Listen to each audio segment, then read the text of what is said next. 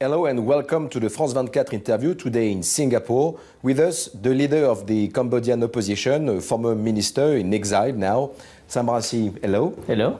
Thank you very much for giving us this exclusive interview. This France 24 interview was supposed to take place in Bangkok, Thailand, but a few days ago you have been barred from, you have been denied the entry into the Kingdom of Thailand. How do you explain this? I think Mr. Hun Sen, the current Prime Minister of Cambodia, is very afraid of me. He must have begged the Thai authorities not to let me come too close to Cambodia, because my influence will get even stronger, and Mr. Hun Sen would definitely be in danger. But how do you explain that he can extend his power to the foreign country like Thailand? Because he has some good friends in the Thai government or among the Thai leadership, and they must have some common interest in trying to make me go far away, as far as possible from Cambodia. What did they tell you when they denied you the entry? They just told me that I would be welcome again after the end of July, and I can infer the end of July is elections in Cambodia. So after the next elections in Cambodia, this must be a sensitive issue.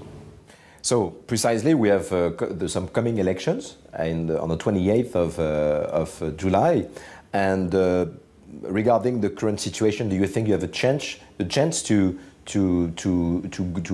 be in the electoral process? Can you imagine an election in the UK or in Australia, for instance, where there is no leader of the opposition, where the current, the outgoing Prime Minister is the only candidate to win alone that election? This would not be a decent election at all. Here in Singapore, where we are today, it seems that we have a very unique kind of political dynasty, father and son being given the power. And it seems too that Mr. Hun Sen, Prime Minister of Cambodia, your enemy, political enemy, seems to be quite seduced about the idea of creating his own dynasty by putting his family and sons in the power, and probably after he leaves himself power. What do you think about this? You should mention North Korea also.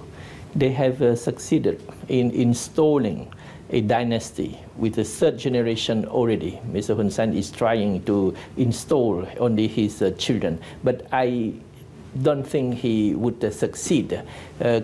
Contrary to Singapore with Lee Kuan Yew, there is nothing that cannot be compared, because Lee Kuan Yew is an educated man with a vision. He had done a lot of good for his country. All Singaporeans could be proud of Lee Kuan Yew's achievement. And I remember also Indonesia. After the fall of former dictator Suharto, there were a new type of leaders who came. Among them, there were what we call the Berkeley Square Mafia.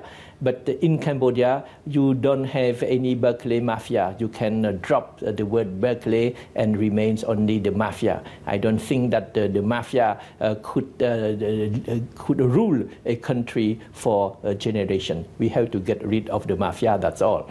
Yes, but the people of Cambodia largely give credit to Mr. Hun Sen for getting rid of the Khmer Rouge after decades of civil war. What is your comment on this? Not at all. The vast majority of the Cambodian people remember and understand that Mr. Hun Sen was put in power by a foreign invading army.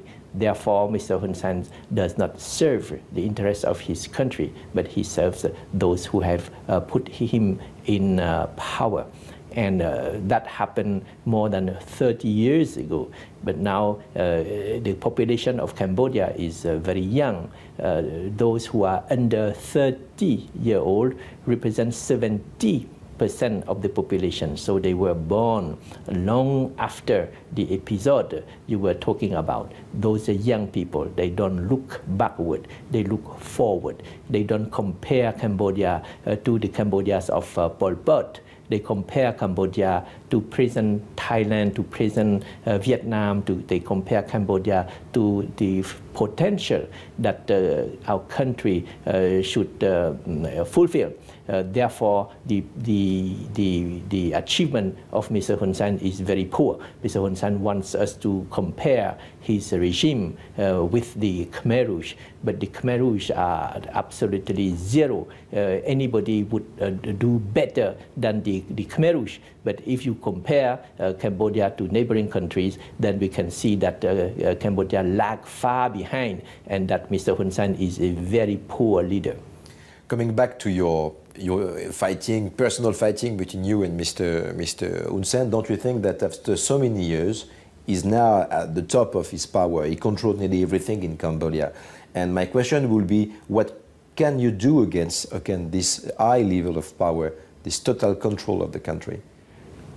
You know, on the eve of their fall, Ceausescu, for instance, was at the top of his power.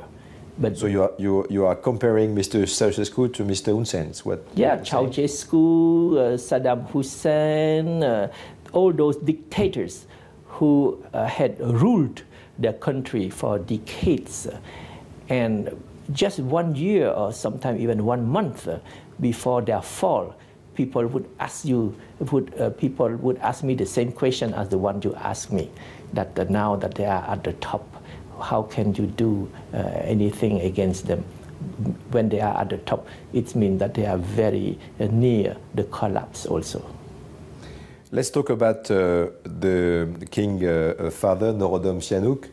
Cambodia is mourning Norodom Sihanouk, who died this year.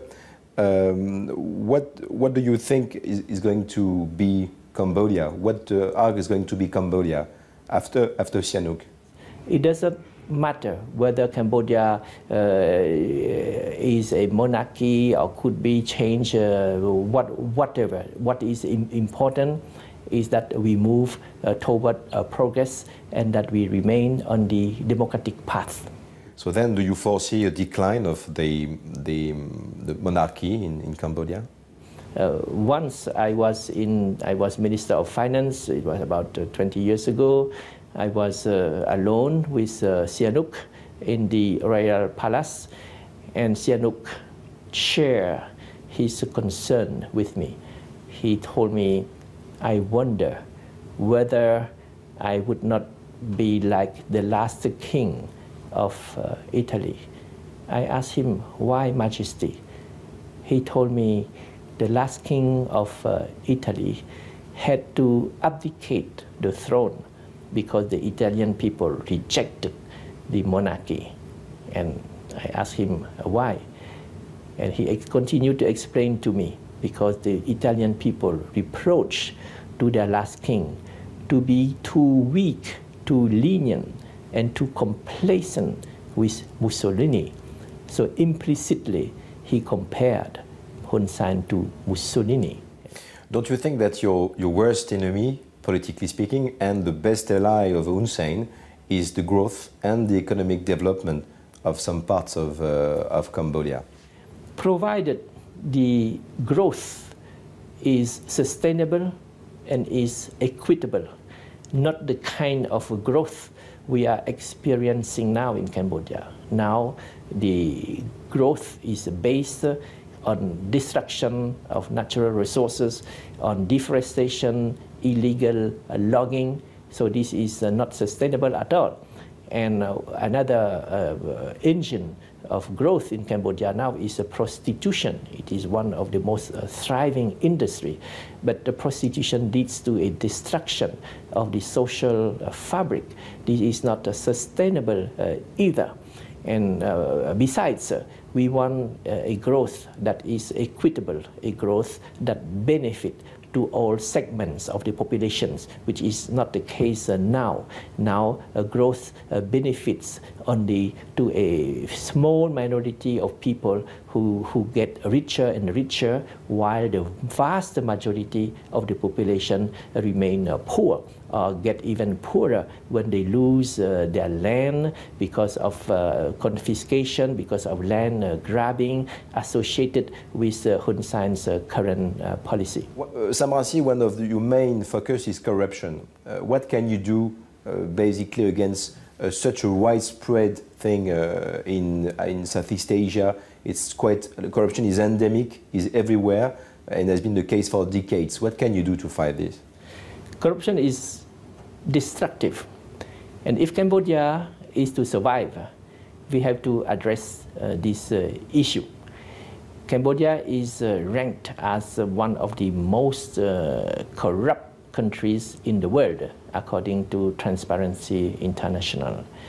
And Cambodia is also ranked as one of the world's poorest countries, according to the World Bank. These two facts are interrelated.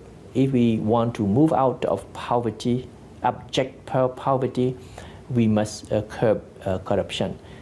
So, Samransi, will you be Prime Minister of Cambodia one day? It's a matter of months.